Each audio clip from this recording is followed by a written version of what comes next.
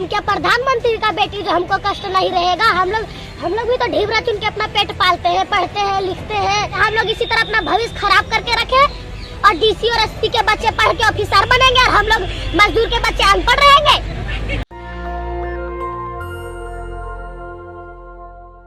नमस्कार, मैं नुपुर बर्नवाल और आप देख रहे हैं नेशनल दस्तक। हम क्या प्रधानमंत्री की बेटी हैं जो हमें कष्ट नहीं रहेगा?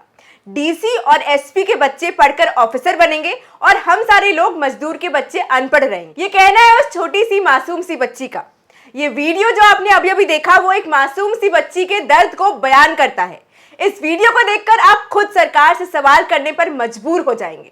जिस तरह से ये नादान सी लड़की प्रधानमंत्री से बेबाकी से सवाल पूछ रही है, अपनी आवाज बुलंद करके अपने अधिकार की मांग कर रही है कि कैसे सियासी खेल दे मासूम बच्चों के भविष्य को दरकिनार करके रख दिया। कैसे अपनी राजनीतिक रोटियां सेकने में सारे नेता व्यस्त हो चुके हैं कि असल मुद्दों को ये भूल ही चुके हैं। मुद्दा जहां बेरोजगारी है, जहां मुद्दा महंगाई है, उन सब चीजों को भूल चुके हैं। ये भूल चुके हैं कि इन्हें प्रधानमंत्री और मुख्यमंत्री के पद पर घोटाले करने के लिए और देश बेचने के लिए नहीं बैठाया गया है। चुनाव से पहले ये जनता को झूठे वादे करते हैं, विकास के नाम पर वोट मांगते हैं, झूठे दिलासे देते हैं और कुर्सी हाथ में आते ही, सत्ता हाथ में आते ही, सरकार बनते ही उन वादों से मुकर जाते हैं, उनको जुमला करार देते हैं। लेकिन अब जनता थक चुकी है।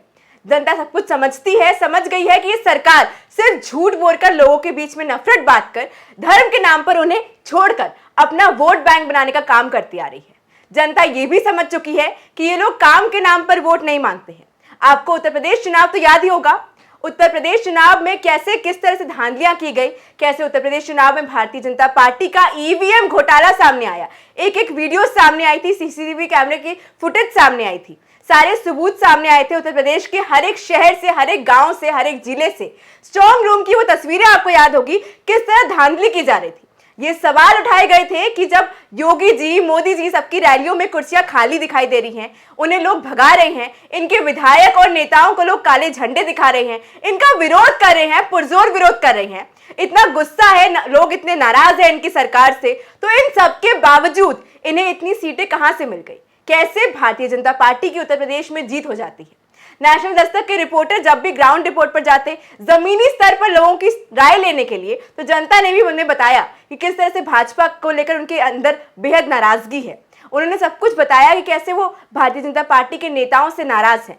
इन सब के बावजूद जब चुनाव जीत जाते हैं तो ये बेहद आश्चर्यजनक बात है। इसका मतलब अंदर ही अंदर कोई बड़ा खेल चल रहा है। चुनाव जीतना तो दूर, ये आशंकाएं जताई जा रही थी कि बीजेपी को 100 से ज्यादा सीटें ही नहीं मिलेंगी। इस पर अखिलेश यादव ने भी ट्वीट कर अपनी राय भी रखी थी, अपनी बात रखी थी कि कैसे ईवीएम के साथ छेड़खानी की जा रही है, घोटाले किए जा रहे हैं।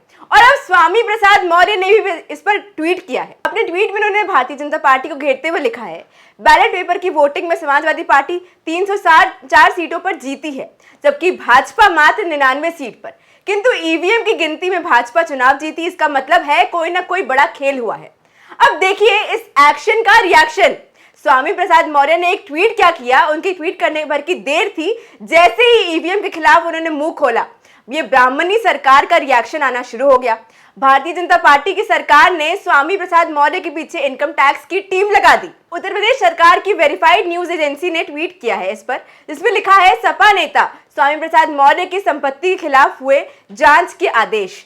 तो आप अंदाजा लगा सकते हैं, आप सोच सकते हैं कि सवाल उठाने पर या इनकी सच्चाई को जनता के सामने लाने पर किस तरह भारतीय जनता पार्टी उन लोगों को परेशान करती है, उन्हें टॉर्चर करती है। कभी आईटी सेल को पीछे लगा देती है, कभी ईडी को लगा देती है। और हो सकता है कि कार्रवाई इसलिए भी हो रही हो स्वामी प्रसाद मौर्य के ऊपर, क्योंकि स्वामी प्रसाद मौर्य उस समाज से आते हैं जिस समाज के लोगों के साथ भारतीय जनता पार्टी अब तक भेदभाव करती आ रही है। और अब जरा इस वीडियो पर एक बार नजर डालिए, जिस तरह से ये मासूम बच्ची प्रधानमंत्री नरेंद्र मोदी से सवाल पूछ रही है, अपने हक की मांग कर रही है, अपने अधिकारों के बारे में बात कर रही है। वो जिस तरह से सवाल कर रही है बेबाकी से, कब तक डीसी और डीएम का बच्चा ही पढ़ लिख कर बड़ा अफसर बनेगा, इन सवालों का जवाब मांग रही है। क्यों उन बच्चों के भविष्य के साथ खिलवाड़ किया जा रहा है जो पढ़ना चाहते हैं, अच्छी शिक्षा मांगते हैं? जरा इस वीडियो पर एक नजर डालिए और देखिए वो क्या कह रही है। क्या प्रधानमंत्री का बेटी जो हमको कष्ट नहीं रहेगा? हम लोग भी तो ढीबरा चुन के अपना पेट पालते हैं, पढ़ते हैं, लिखते हैं। हम लोग इसी तरह अपना भविष्य खराब करके रखे और डीसी और एसपी के बच्चे पढ़ के ऑफिसर बनेंगे और हम लोग मजदूर के बच्चे अनपढ़ रहेंगे। तो तो इस छोटी सी बच्ची ने सवाल उठाए हैं सरकार के ऊपर, वो आज के असल मुद्दे हैं, ना कि हिजाब या हिंदू मुस्लिम पर। विरोध प्रदर्शन करने आई इस लड़की ने जिस तरह से सरकार से मुद्दे पर सवाल पूछा है, सरकार को जवाब भी देना चाहिए, मोदी जी को भी जवाब देना चाहिए। जो साहस दिखाया, जिस तरह से बुलंदी से अपनी बात रखी है, वो तारीफ के काबिल है। इस बच्ची का नाम शमा परवीन है और ये बता रही है कि किस तरह सरकारी नीतियों ने इनके भविष्य को कुचल कर रख दिया है। जिस उम्र में इनके हाथों में कलम होना चाहिए, इन्हें पढ़ाई करनी चाहिए, उस उम्र में ये विरोध कर रही हैं, धरना दे रही हैं। उसके पिता के ऊपर मुकदमे लगाए गए हैं, झूठे मुकदमे। ये सारी बात वो खुद कह रही है, जरा सुनिए इस वीडियो में। पापा पर ये झूठा मुकदमा पे केस हुआ है, केस वापस नहीं होगा तब तक मैं यही रहूंगी। मेरे क्या पापा मुकदमा हुआ है तेरे पापा पर? मेरे पापा पर झूठा मुकदमा में केस हो गया। मेरे पापा एसपी साहब को 2 बार आवेदन दे चुके हैं पर कोई सुनवाई नहीं हुआ। क्या शमा परवीन है? हाँ। तुम भी धरने पर आई हो। हाँ। तुमको क्या कष्ट हो गया? हम लोगों को यही कष्ट है, जो मजदूर को कष्ट है वो हमको भी कष्ट रख के।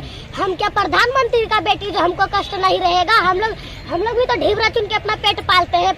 तो जो मजदूरों को कष्ट है, यही कष्ट हमें भी है। स्कूल जाने की उम्र में ये बच्ची आज प्रदर्शन करने आई है प्रधानमंत्री मोदी के खिलाफ। मतलब जिस उम्र में बच्चों के हाथ में कलम, पेपर, पेन होना चाहिए, जिस उम्र में बच्चे पढ़ाई करने होने चाहिए, उस उम्र में ये बच्ची धरना दे रही है, विरोध कर रही है। क्या यही है मोदी सरकार में देश के विकास का हाल? इस वक्त असल मुद्दे महंगाई है, बेरोजगारी है, गरीबी है, लेकिन इन सारे मुद्दों को दरकिनार कर दिया गया है। उन सब से आपको भटका दिया गया है, भटकाकर उन चीजों पे आपका ध्यान भटकाया जा रहा है जो असल में मुद्दे है ही नहीं। आपका ध्यान उन बातों की तरफ कर दिया गया है जो असल में इस देश के मुद्दे है ही नहीं। इस वक्त कश्मीर फाइल्स एक मूवी आई है जो काफी चर्चित है, चर्चा का विषय बनी हुई है। देश भर में इस पर काफी कंट्रोवर्सी चल रही है। तमाम भाजपा नेता, भारतीय जनता पार्टी के हर एक नेता, विधायक, यहाँ तक कि खुद प्रधानमंत्री मोदी इसे प्रमोट कर रहे हैं, इसका प्रचार प्रसार कर रहे हैं, जैसे ये कोई मूवी नहीं, एक एजेंडा हो, भारतीय जनता पार्टी का ही एक एजेंडा हो।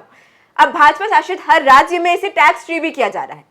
आपने कभी प्रधानमंत्री मोदी को किसी और मूवी का इस तरह प्रचार करते हुए नहीं देखा होगा, तो ये बेहद आश्चर्यजनक है कि ऐसा क्या है इस मूवी में कि प्रधानमंत्री मोदी को भी इसके प्रचार में आना पड़ा। इस मूवी में ऐसा क्या खास है कि इसका प्रमोट इतनी जोरों शोरों से किया जा रहा है। और ये तक कहा गया है कि जो व्यक्ति इस मूवी को नहीं देखता है वो सच्चा भारतीय नहीं है। इस तरह की बातें की जा रही है, इस तरह की धारणाएं बनाई जा रही है।